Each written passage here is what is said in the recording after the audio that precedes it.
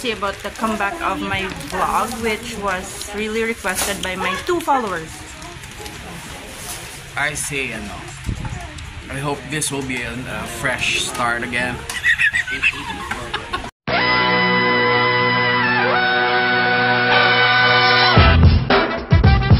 Welcome, vlog! Vlog.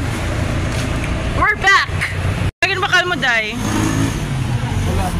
Why? Wala May toasted siopaw, kagano, Spanish. Nandito po tayo sa Lasal. Ito yung may pinaka-masarap na Spanish bread.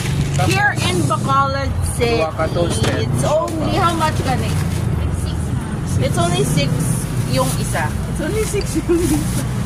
Because it's like full of filling, which is made of sugar and butter and that's it.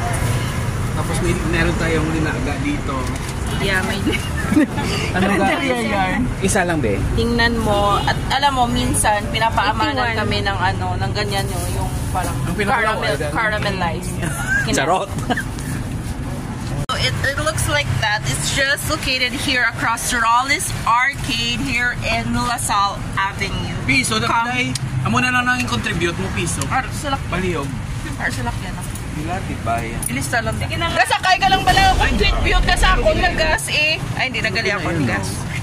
Bawon. O, diba? Say hi to ate. At nila ako ng gas. That is the beginning of our day. We will visit DF. And we will visit. What can you say? What can you say? What can I We will taste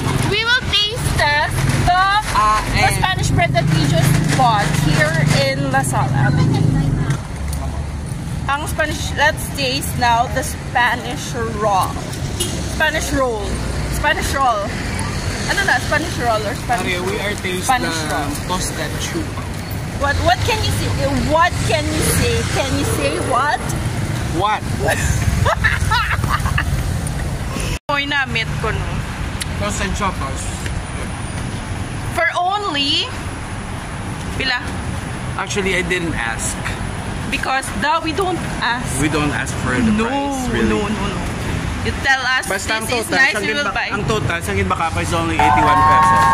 Wow, so our challenge for today's video, din na sila ni Mami, is saan naabot ang 100 pesos mo. So ngayon, nandito kami sa Lasal and we saw a cafe.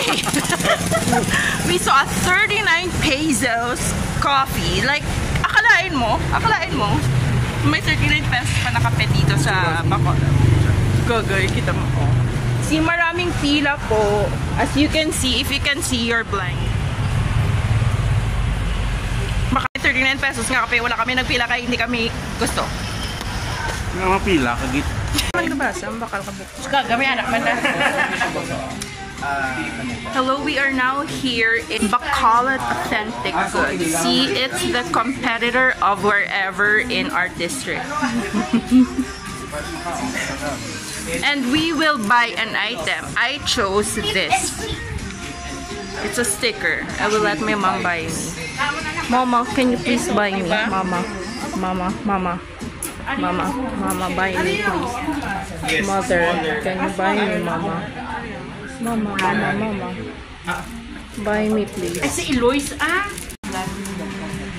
All original items here and fake items. Here's the fake. Turn to the comeback. Charot. We will check the 39 cafe. But it's called, ano galing alam? Macchiato, something. Hindi na yung ngalan, sang kapihan. Don Macchiato. Just here in Lasal, just right beside Jollibee Lasal. I think wala na pila. Ayun. So we will enter in the entrance. Is the menu. Ano ma-recommend mo doon? The cafe.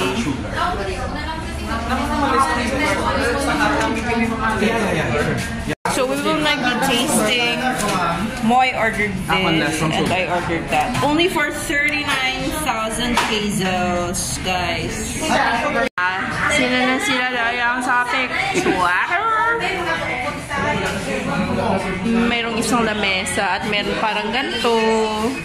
At merong ganto. Galing, galing, galing. B-roll, B-roll, B-roll. About the taste. It's not sayable. See about the 39,000 pesos cafe. Mad coffee is better than having no coffee at all. Come on! What do I expect sa 39 pesos? Better than Starbucks. no, better than Dagaling. Pinat mo? Puto. Kaya siyempre, dahil may tag 15, bala nga brood. Sa bagay. Right? May point ka. Gagawin yun na 15. Hindi na guro 15 ang sa Libertad. Yeah, but still, I mean like below 20 or... Mahabs kami madagdag ng cellphone. In 3, 2, 1. Uy, in fairness. Uy, galing, ang galing, ang galing, galing. Gagawin si Santo Niño na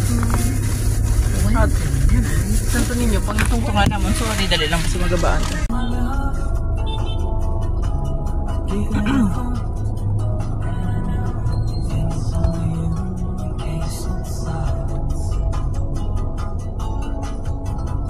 Lugoy mong tabo.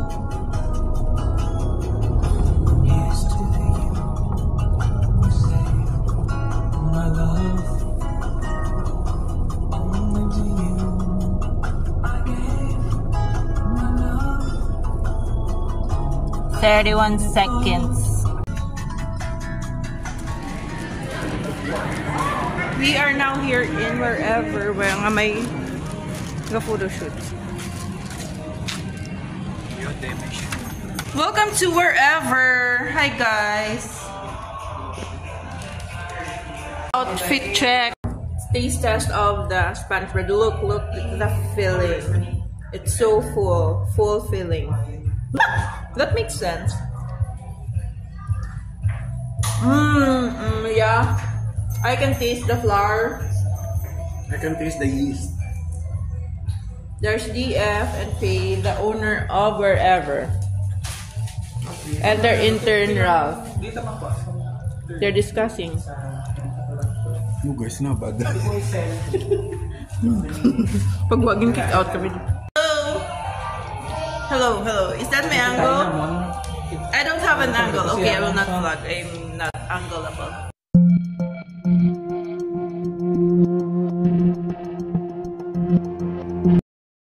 So, nag-decide na lang kami ni Moy nga mag-go sa Crispy King because we wanted to try the chicken there. Fried chicken!